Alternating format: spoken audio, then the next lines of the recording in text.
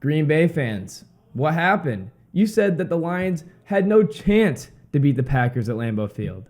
You said the Lions, there's no chance that they kill the Packers. This game was fucking over after halftime. Hell, this game was over after the first quarter. I thought Jordan Love was the next coming of Aaron Rodgers, Brett Favre. Hell, Jesus Christ. That was all over the Thursday Night Football pregame just because Jordan Love beat Jameis Winston and then blew a 12-point fourth quarter lead to the Falcons and took down the Bears that have zero defense. Now he's supposed to be some great quarterback. What happened, Packers? The Lions now run the NFC North, moved to 3-1, first place, 4-0 against the Packers in the last 4 games. The Lions own the Packers now. I'm so hyped right now. I can't tell you how many comments I had telling me the Lions had no chance to win this game and the Lions had no chance to kill the Packers. Again, this game was over after the first half. Pretty much after the first quarter, this game was in the books. Lions dub. Jordan Love's first pick, I understand. Great play by Anzalone. Great tip. Jacobs, great to see him have a pick. But then the second one. Oh my gosh, in the red zone, your wide receiver hadn't even turned around yet. Jerry Jacobs, great to see him have 2 picks after he struggled against the Seahawks. It wasn't all his fault, but he did struggle against the Seahawks. Quay Walker, you still a bitch after last season. You push our training staff, you go into the tunnel crying, and then you jump over the center on a field goal. Everybody knows you can't do that. I know you can't do that. What made you think to do that? Giving the Lions a free touchdown. I love Dan Campbell going for it on 4th and goal. Monty had a huge game every play. 5 yards up the middle. Free. 5 yards up the middle. Doesn't matter if you hit him behind the line of scrimmage. Monty's still getting 5 yards. It did start off tough for the Lions on the very first drive. Goff threw an interception on 3rd and long. Can't defend that throw. Just a bad throw into triple coverage. St. Brown wasn't even open. But what I like about Goff, what I said was Goff needs to come back out there and show some dominance and not let that interception bother him. And that's what he did. And that's what he did against the Seahawks. And that's what he did against the Falcons. Goff does not let these bad throws bother him. And he continues to play great football. Even though he has 3 picks, he's still one of the best quarterbacks in the league right now. There were so many amazing moments in this game. Reynolds had a phenomenal game. 3 catches for 69 yards. In that one catch, bringing it down with one hand. Oh my gosh. One of the best wide receiver 2s in the league. Phenomenal. And Sam Laporta continues to show us why he's one of the best, if not the best, tight end in the league. And he's only a rookie. Only a rookie. Sam Laporta is an absolute beast. Sam Laporta had 4 catches for 56 yards, averaging 15 yards a catch. What a guy. And also, after that first pick where Anzalone tipped it and Jerry Jacobs caught it, that wide receiver got leveled. I'm excited. I got to go back and watch this game. Super excited to do that. I just want to know who got leveled and who leveled who. All I know is that a Lions DB leveled a Green Bay wide receiver. Also, I love the amount of Lions fans traveling there. I wish I could have gone to that game. Oh my gosh. You look at the Twitter pictures that I saw when the game was just starting, there was more Honolulu Blue than Packers fans in that stadium. And we love the classiness of the Packers fans dumping a beer on Amon-Ra St. Brown when he scored a touchdown.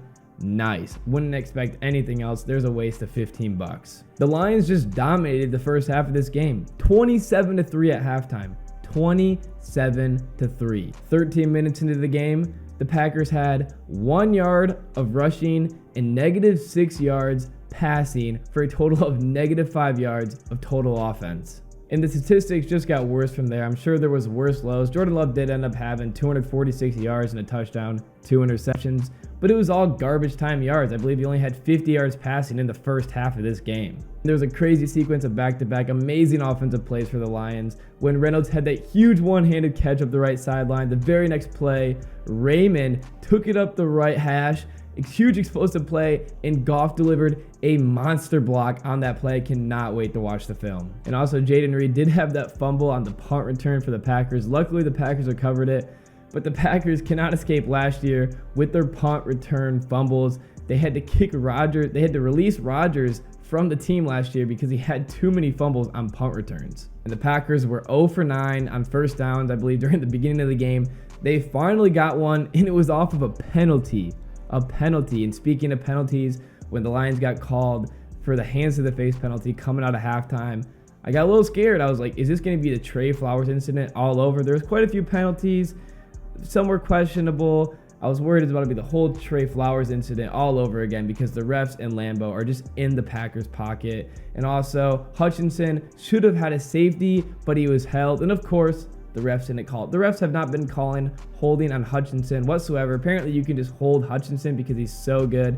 Still will get sacks, but just not as many because he's getting held, and the refs won't call it. So it's pretty annoying. Hope the refs can fix that. I'll have to make a breakdown on how many times Hutchinson has been blatantly held, like not even just kind of bad, really bad holding. The refs don't call it. And I wouldn't have expected anything else from Lambeau Field. I also love when the Packers, after halftime, had their big touchdown drive to make it 27-11, and Chris Collinsworth goes, well. Man, it was 27-11. The Packers had zero offense all first half. The Lions' D-line and secondary shut them down, especially the defensive line. And he was acting like it was a close game now that the Packers made it 27-11 and finally scored a touchdown. Come on. And speaking of some more questionable flags, I know every team gets hurt by bad calls or bad no calls, and it's just part of the game. You know, the refs do their best.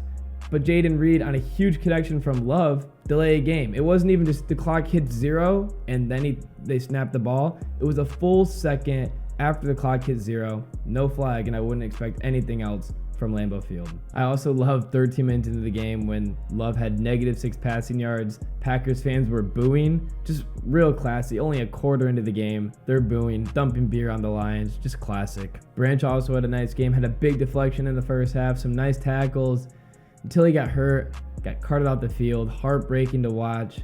Then he came back into the game, and then he got hurt again, had to get walked out the field. Really tough to see that. I wonder if he told people that it wasn't hurting as bad as it was, because hopefully the injury isn't worse now and it's not going to take him longer to recover. I mean, Branch is a tough man.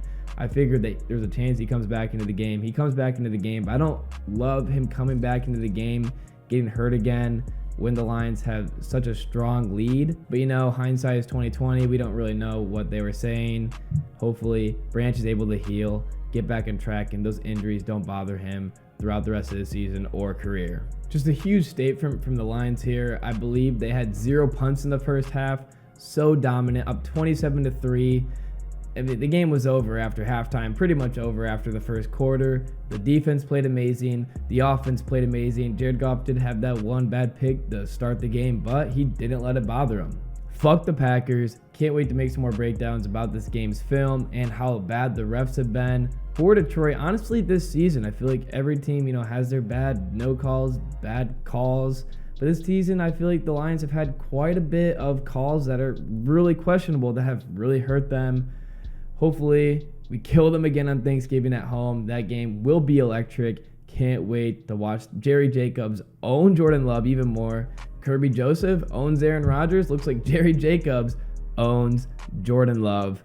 Fuck the Packers again. Thanks for watching. Also, please subscribe and fuck the